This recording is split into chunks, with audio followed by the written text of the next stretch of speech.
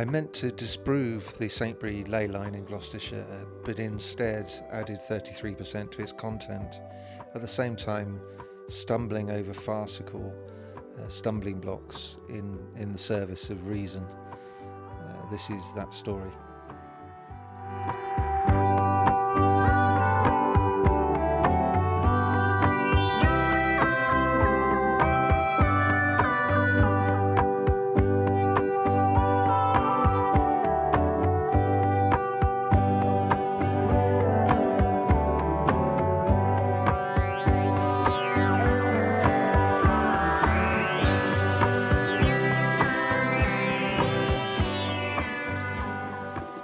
I'm in Saintbury, just over the Gloucestershire border into Worcester. It's very close to where I've been doing all this work on the saltways and the salt strata in Gloucestershire, and they all coalesce here, not far from here. The place is thick with Roman and prehistoric and medieval roads. There's also a ley line going through it. Now let me, straight off the bat, make it clear that I don't have any truck with ley lines, but you might. I don't approve of the methodology of ley lines, but I'm going to have a look at this one, the Saintbury one, and see if there's an alternative view that takes into consideration geography, history, archaeology, psychology and economics. So let's see if I can keep an open mind for the 20 odd minutes this video is going to take. Now these are the landmarks that the Leyline people think makes up Saintbury Leyline. So we start at the top with Saintbury Cross, which is a medieval cross on a crossroads, then Saintbury Church, and then a Bronze Age barrow above Saintbury Church, then a long barrow set within an Iron Age fort, as they put it, 2 for the price of 1, and then along the landscape in a straight line to an anglo-saxon cemetery, which by my calculation is set off to the left, not quite on the straight line. But what is on the straight line is a farm called Seven Wells at the bottom. Frustratingly, it's a very straight line. If you discount the Anglo-Saxon burials, it is a pretty very accurate indeed, which is quite frustrating for a person such as me. And even more frustratingly, I seem to have added an extra element onto this ley line, a spring of a stream that has an Anglo-Saxon name. It's not named on the map today. It is called Barch Wellan. It means the well, the spring of the borough, the bury, the fort, the Iron Age fort. Does the reason why things are aligned, do they have to be other forces that we don't know of? And if they're not that, do they have to be the ancients guiding themselves in straight tracks across the landscape when pretty much every other track in England is windy?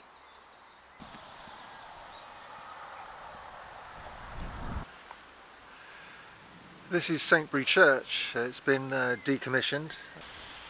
It is it is the second location in the ley line that Saintbury Leyline that the Leyline people propose. The first is Saintbury Cross. It's on a crossroads, and it is a medieval Christian cross. Its main function being to call you to Jesus. Perhaps having done that, you walk up on a straight line up the road to the church here, annoyingly a road, and annoyingly straight. and you will find a Christian church. Now, a line between 2 points is not a correlation at all, but 3 points we have. It gets interesting. It becomes, if not a real correlation, of curiosity value. And the road itself doesn't continue up the hill, but a footpath does, and at the summit is a barrow. This is indicated as being a Sheila na gig, which is an Irish name for a statue of a woman revealing, stretching open her parts. And doesn't look like one of those to me.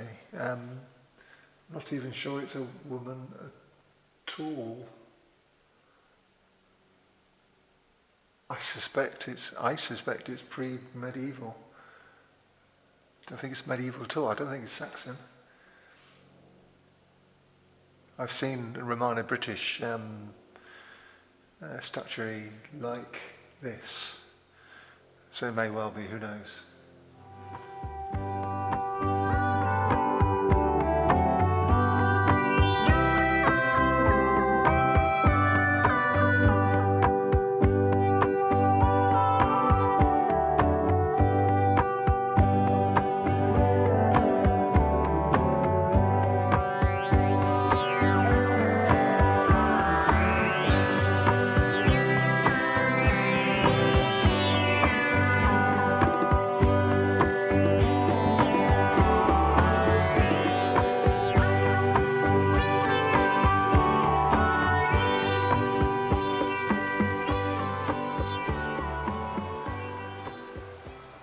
I've climbed up all the way up from there, and it's not exactly an easy climb.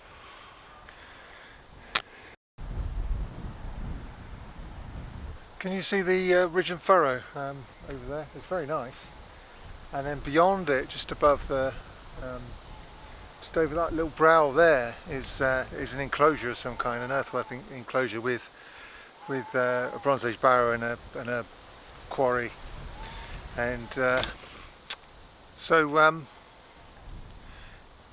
I think it's 1-0 to the Leyliners. We have a road that's in a line that's on a path with a cross, a religious cross, a church with what looks like a prehistoric statue in it. No sign of the octagonal altar that there was mentioned, and on the and up here a barrow. So they seem to be winning. There does seem to be an alignment. Whether it has any meaning or not is another matter. But you should be able to see how high up I am. I went straight up vertically that slope, which is why, if I'd been a cart or a mule with my 100 weight of turnips, I wouldn't have made it up there. And which is why we don't have straight roads. It's one of the only, I alluded to straight roads earlier on. The only reason private property has been of prime national importance for millennia, and which is why our roads go around property.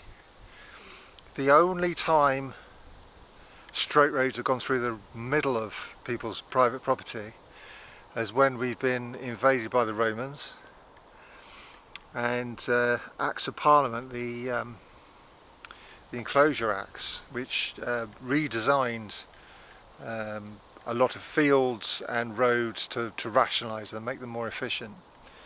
And then at that point, instead of higgledy-piggledy roads, we got straight, wide roads in the countryside. But before that time, before the Romans, our motorways were the ridgeways, so they followed ridges. They didn't go from A to B, and that is the real connectivity between places. is the need to travel and to transmit ideas, to transmit instructions in time of war or changes in the law and things like this. And a lot of those really important ridgeways and those Roman straight roads come near here. There are two bendy ridgeways that are significant that come to this area.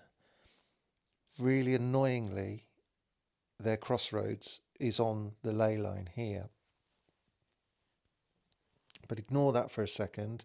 I've only now increased the number of locations on this ley line by 33%, which is absolutely absurd. But anyway, these archaeological remains, these that are still in use today, these ridgeways, partly roads, partly footpaths, follow either the top of a hill, a ridge for miles, or the edge of an escarpment for miles. And what they do is lift you above river valleys. So if we look at Buckle Street today, it avoids beautifully, if you look at this LiDAR, every single side valley that goes up the ridge. The road avoids them all. Thus it keeps your feet wet and prevents any injury to your mule carrying your 100 weight of turnips. The same goes for the salt strata.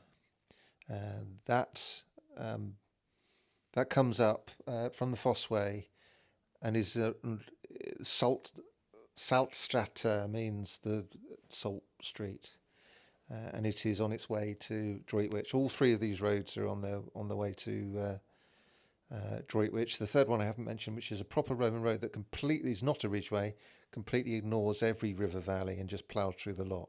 It's a military road.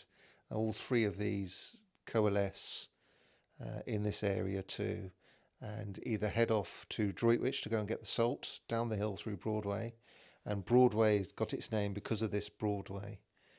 And it also has a road through it called the Ridgeway. And I thought that was because it goes up the hill to the ridge, but actually there's a ridgeway that you can't really see on the map, but you can see with LiDAR, which is quite beautiful. And this road travels along it on its way through Worcestershire. So annoyingly, the ridgeways, the non-Romanized, well, now they probably were Romanized, but the non-straight Roman roads form a crossroads above Broadway, and that point is also on the ley line, not mentioned by the ley line people. And I'm probably going to have to resign my membership of the archaeological milieu. So I'm 2-0 down. So how can I bring it back from this? Well, it hasn't. The people who drew up this ley line didn't take into consideration other things. They didn't take into consideration Buckle Street, which is both a ridgeway and a Roman road. Bugelderstraat, which is comes up here, which joins it, comes up here, which is a Roman road, the dead straight kind that doesn't care about obstacles. And it also doesn't talk about salt strata, which again joins all the other two and then comes up along here. And right next to where I am is where they funnel together, then go on for a couple 100 yards and then come to me here. And I'm on the ley line. And to talk about those three things and not talk about those Roman roads, it talks about the Iron Age fort and the Long Barrow further on. Doesn't talk about those Roman roads. It talks about a Saxon burial, not understanding that the Saxons put burial grounds next to Roman roads all over the country. It's so everywhere where there's a dig near a Roman road, they will find Anglo-Saxon. The Romans, and they buried in Roman villas as well. It is the Romans were, in some sense, sacred to them when it came to burials.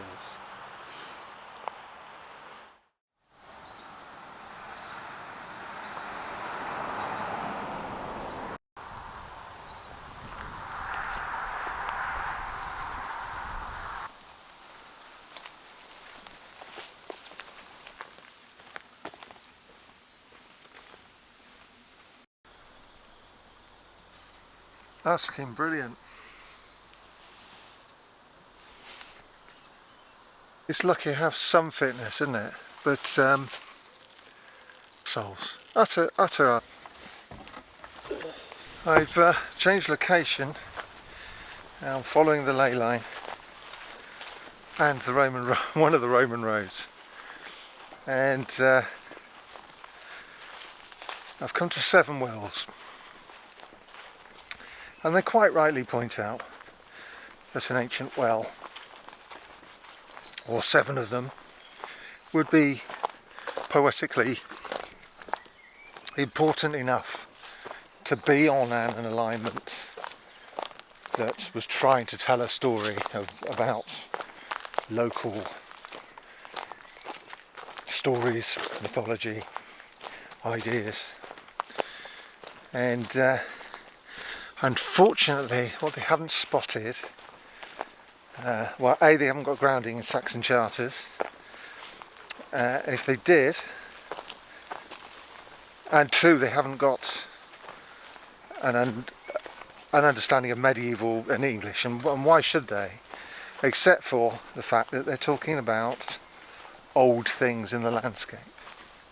So a grounding in English might be, in Old English, Middle English, might actually be useful to them in understanding what it is they're looking at in the landscape.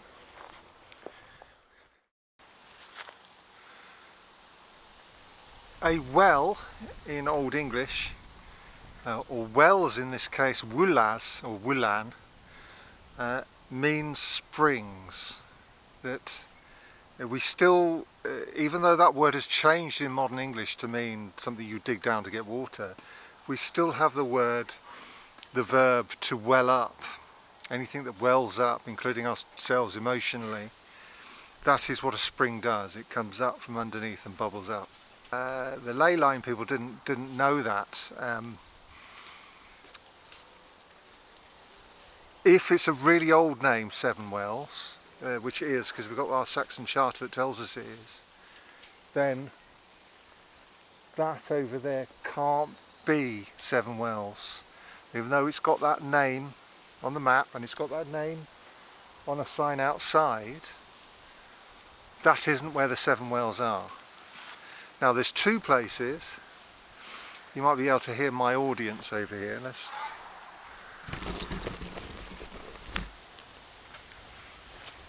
Now these are the most dangerous animals in Britain. Aren't you, darling? Are you dangerous? Give me a moo if you're dangerous.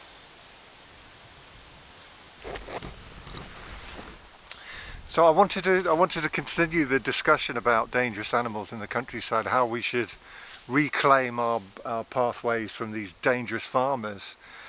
I might be tempting fate, but I want to answer it. I can't believe that I'm in accord with the National Farmers Union. The National Farmers Union says stride forward with purpose. You know, tell them who's boss, and perhaps carry a walking cane to part the ways. You know, and they're right. In a minute, I'm going to show you. Well, hopefully it won't go horribly wrong. If it does go horribly wrong, but anyway.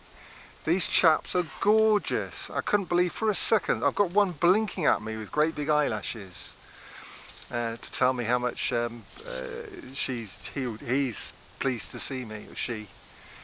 But anyway, wells. Wells aren't in Old English place names, and this is one because it's in the charter of Broadway, which is just over there. It means springs, and there are loads of springs over there on the edge of this parish boundary. There are loads of springs over that brow of that hill down there in another coombe, about equidistant from 7 Wells Farm. So which site is the official 7 wells, the 7 springs? Sair van Welen or Sair van Welles, I can't remember exactly. I left my phone at home. So I may conjugate or decline slightly wrongly, because the Saxon Charter of Broadway says go down the strata, the Roman road. No, it doesn't just say that, it says salt strata. So this is the first time in all that the discussion of this road that I've been doing in all these videos, the word salt has come up, and we know it's going northwest. It is heading for Droitwich, which is the centre for salt production. So, but Strata means Roman road, and we know where it is because the Agger and the and so on is in these woods over here. Hopefully, if I follow the path correctly, I'll get to see an Agger, a Roman road, and get to show you as well. But what it is that I believe these Leyline people believe, because they saw 7 wells and had that strong feeling of holy wells in their way of thinking, that they thought that the significance of that would feed into this straight line going through to Saintbury. The wells are over here; they're off the line. They are on the line with the Roman road. So it's 2-1. I'm heading for an equaliser next. It's 2-1 for the Leyline people, but I'm coming back. Right then, ladies and chaps, would you mind awfully? Now I know you all weigh between you a few pounds, but that doesn't mean we can act like bullies now, does it? So if you wouldn't mind, chaps, okay? Come on, let's be sensible.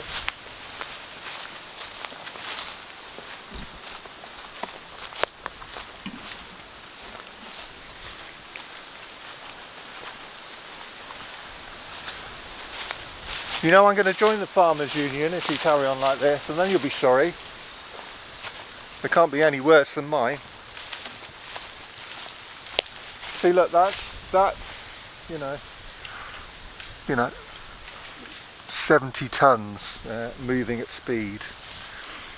So I can understand why people get worried. But if you look at their faces, you'll see curiosity, the relief of boredom.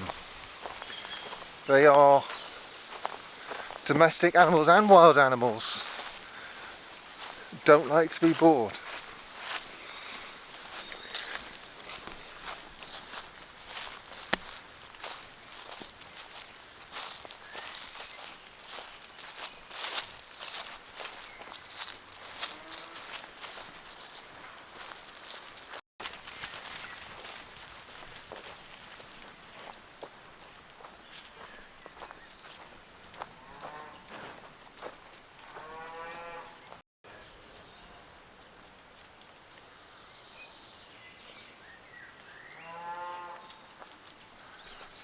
Now over there are calves with their mothers. Calves aren't over here. Oh no, there are a couple of younger ones.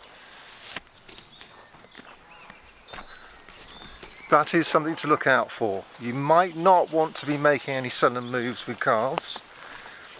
Also look out for bulls. I can't see. Now stop it. Calm down.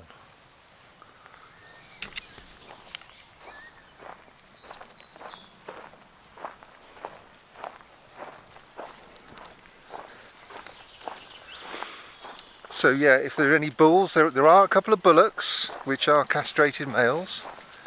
And then, right, what is going on here? Think about your manners. And you have some castrated males and you've got females. I can't see a bull.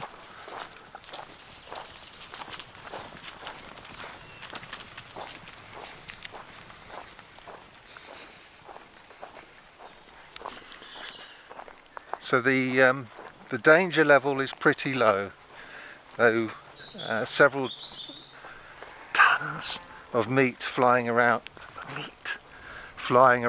at high speed is not necessarily ideal.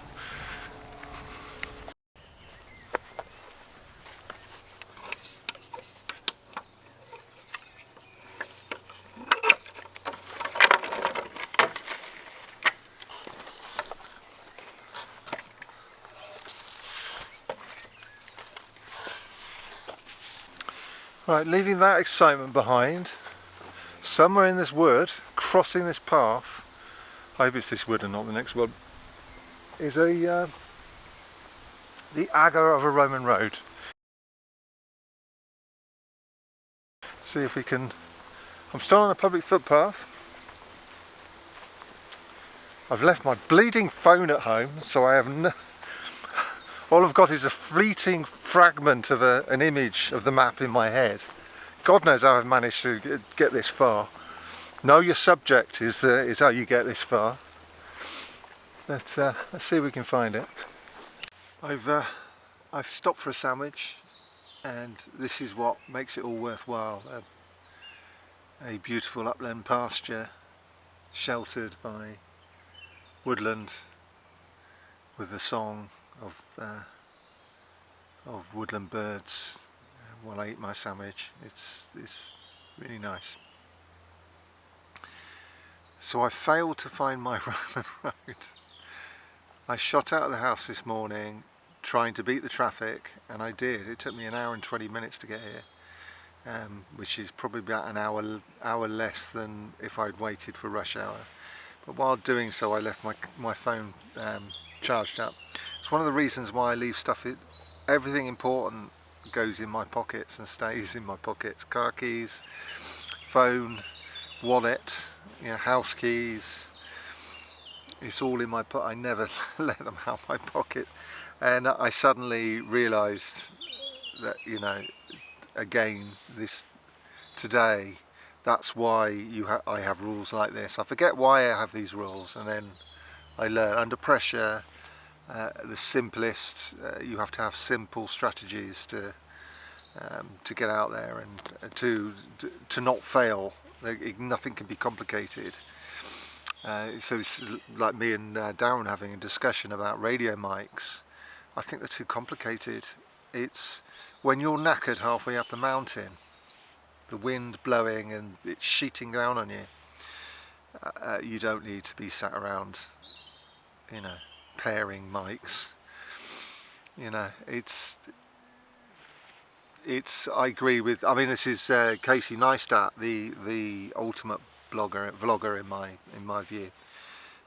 It's just get yourself a DSLR and a shotgun mic, and that does it all. I mean, I use different cameras and shotgun mics than he does, but it's simply the simple methodologies. So talking about simple methodologies,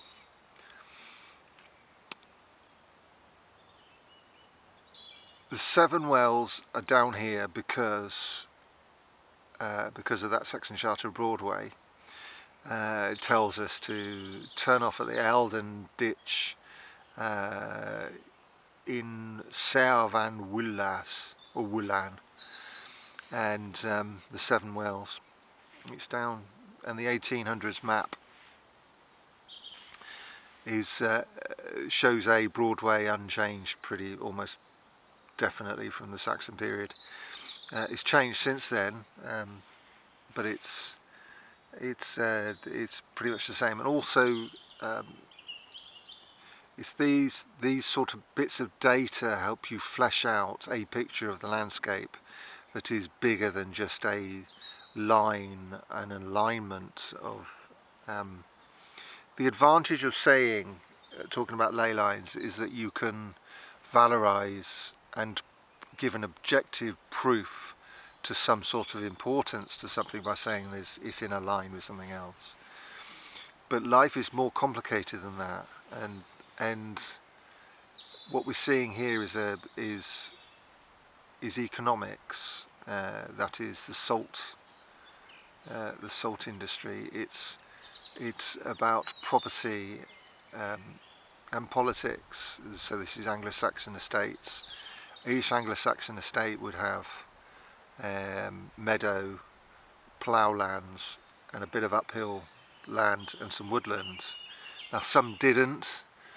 Some had a little bit less or a little bit more, and a bit of those things. Some didn't have any woodland at all, but the vast majority had a fair share, which shows that England was planned. My person in authority, and that is the king and his ministers, carved up. Now, the Britain that the English took could already have been carved up in those into those compartments. Francis Pryor talks about in the Bronze Age that each estate that he looked at, that he could show, had good land, medium land, and poor land. Everybody had a mixture. Whereas under capitalism, under a free enterprise system, you get what you can grab hold of, and you get rid of stuff that's no good anymore. So the people at the bottom tend to continue to do less well, and people at the top start to shoot off. But it's in the Anglo-Saxon period, we can show these strips of estates that became our civil parishes, and they all have a bit of downland, a bit of ploughland, a bit of meadow. Bear in mind, meadows were worth the most. They had the greatest value. So if they had capitalism at the time, of course they had capitalism, but they had the state in capitalism. But if they had the sort of capitalism we have today, they would slowly take all of the rich would take all of the meadowland. There would be a concentration of capital, taking all the best land and then leaving the worst land for the market, for people like you or you and I. But that's not what happened. That's not why, so that's why we have these long strip-like estates, parishes. But yeah, no. It's political. It's geological salt. Just done a video about lead. These are commodities. They are something you can export for cash, for gold, silver. Which will give you the ability to buy luxuries from abroad, to buy mercenaries to help you in your wars, and the latest technologies like this Spitfire, if I can get the camera to actually focus on it.